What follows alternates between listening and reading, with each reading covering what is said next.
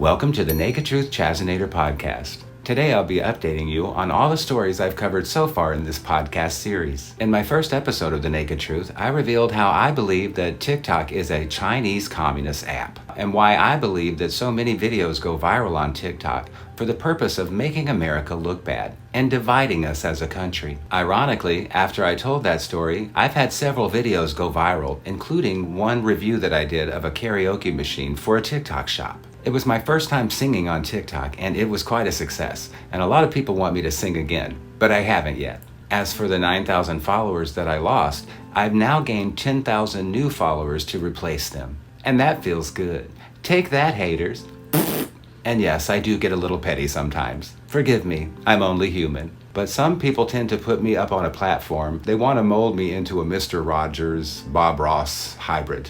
And I'm a little bit more than that. I'm me. But enough about me. Let's talk about Loca Lesbian. This is her merch. It's a sticker and a cup. And it says, "Have the day you deserve." And it came from her merch shop. It was a gift to me from a friend, a mutual follower of hers. And yes, we used to follow each other and we used to message each other. Me and Loca Lesbian. She was one of those large creators who abandoned me when she heard this bullshit that was being spread about me by the abolish adoption cult. In fact, she mentions it in her response to me. So I'm going to address a few points that she made in her response to me that I would not have seen had somebody else not told me that it was there, because I don't follow her anymore. First of all, let me just say that she did not own up to this fiasco. This is her merchandise. This is what she sold to my friend. And I don't care if it was a year ago, I don't care if it was yesterday. If you sold my friend junk, then you sold my friend junk. And you need to admit it instead of trying to defend it in some way and being ageist with me. You called me old man.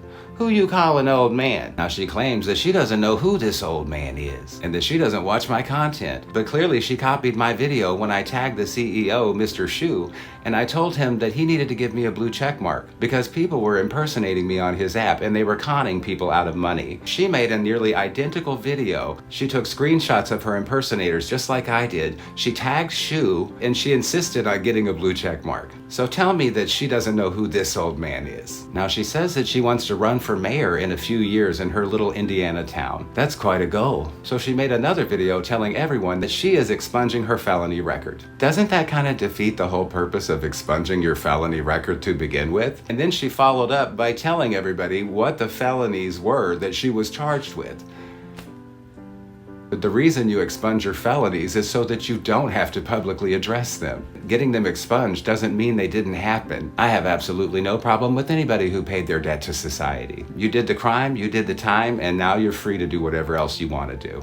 Now for an update on the Cheer Choice Awards. The last time I told you there was a young lady who was getting bullied by two other creators who had been nominated for the same category that she was. I'm sorry to tell you that this bullying continues to occur today. And to date, Spread the Cheer, the organization that runs Cheer Choice Awards, has not made any public statement or denounced these people for bullying this young lady. I, for one, am getting sick and tired of it because this is cruel. Somebody in my comment section tells me that Cheer Choice hasn't filed their taxes in a few years, so I wonder what's going on with that. Is it possible that this organization is scared that these large creators are going to try to get them canceled? After all, their platform is pretty small. It wouldn't be that hard to do. Update on the abolish adoption cult and their self-appointed leader, Carlos Dillard. Apparently, of all the hundreds of thousands of straight adoptive parents that Carlos Dillard could be investigating, he's taken it upon himself to investigate yet another gay male couple who have adopted a child in Texas, a black child. This gay couple went onto TikTok. They were asking for help for how to brush their black daughter's hair.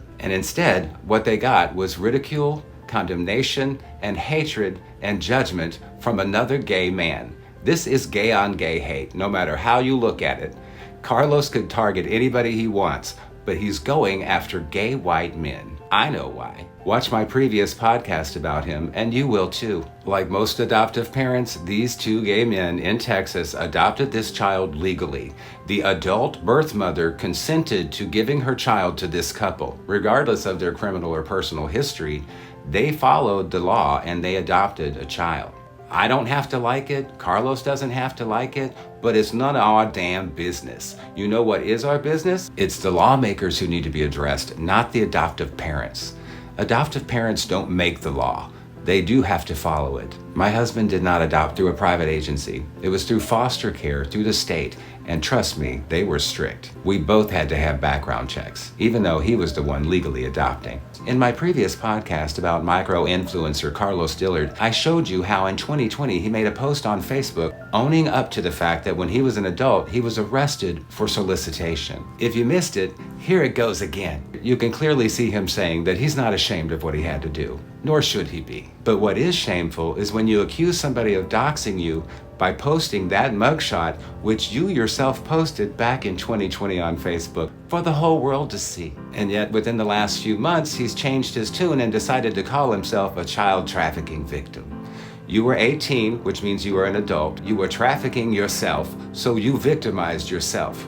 How do I know this? Because, honey, I've been there and done that myself. So please just stop playing the perpetual victim in order to get people to follow you because they feel sorry for you. I do feel sorry for you, but not sorry enough to follow your sorry ass. But guess who's selling t-shirts with his own mugshot on it right now?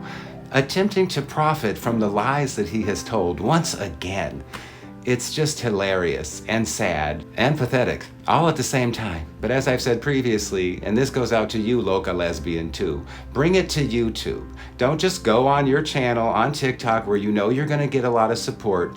Post the video on YouTube and see what kind of response that you get, because I think it's going to be a lot more realistic. I know it is for me. The people who comment on this channel are people who actually know what the hell I'm talking about. And I can tell you, for me, it's not about the money. If it was, I'd be selling every crappy product they try to get me to sell. I'd be going on to live every single day, acting like a robot so that you can give me free gifts. Yum, roses. Ow, thorns. I know somebody who does that on live every once in a while. That's just a sad, fake, pathetic money grab. And yes, I do have a blue check. That happened last year, and I was just as surprised as anybody else. And yes, I do have it posted in my bio that I have a blue check mark and I only have one account, because I only have one account. If I ever get kicked off of TikTok, I don't want to come back. You'll see a hell of a lot more of me on YouTube after that. In my first video, I said that I was TikTok famous. Now, I say that half jokingly, but let's be honest, when you have over 69 million views on TikTok, you are kind of TikTok famous. But that's not famous. I think everybody knows the difference between being TikTok famous and actually being famous. I'm not an actor, I'm not a celebrity. Those are different things. Saying that somebody is TikTok famous is not a flex. You can be TikTok famous, you can have 150 million followers, and I still might not know who the hell you are. But there's a few people on TikTok that I don't trust. Some of them have over 1 million followers, and they tell people, I'm not an influencer. I'm not TikTok famous.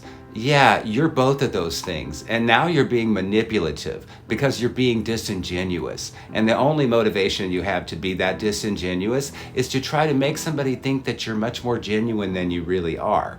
And you want to do that so you can manipulate them for a live gift. Maybe something from your Amazon wish list, or maybe something to your GoFundMe. Well, guess what? I haven't done a live in over a month. I don't give a shit about live gifts. I don't have an Amazon wish list. I'm not going to have an Amazon wish list. I do not wish for strangers on the internet to be purchasing things for me through Amazon or any other platform. I do not have a GoFundMe. I have never started a GoFundMe, and I will never start a GoFundMe. I'm not here to ask you for money. That is absolutely not my purpose. I am, however, here to earn money from my content and through my reviews of products. It's legal, it's ethical, and nobody's giving me a handout. Thank you for watching the Naked Truth Podcast. I realize that I have a lot of new subscribers on YouTube, so next week I'll tell you a lot about who I am and what my story is, and how I came to be relevant on TikTok and any other social media platform. I'll introduce you to my family, my pets, and I'll show you my gardens. You won't want to miss it.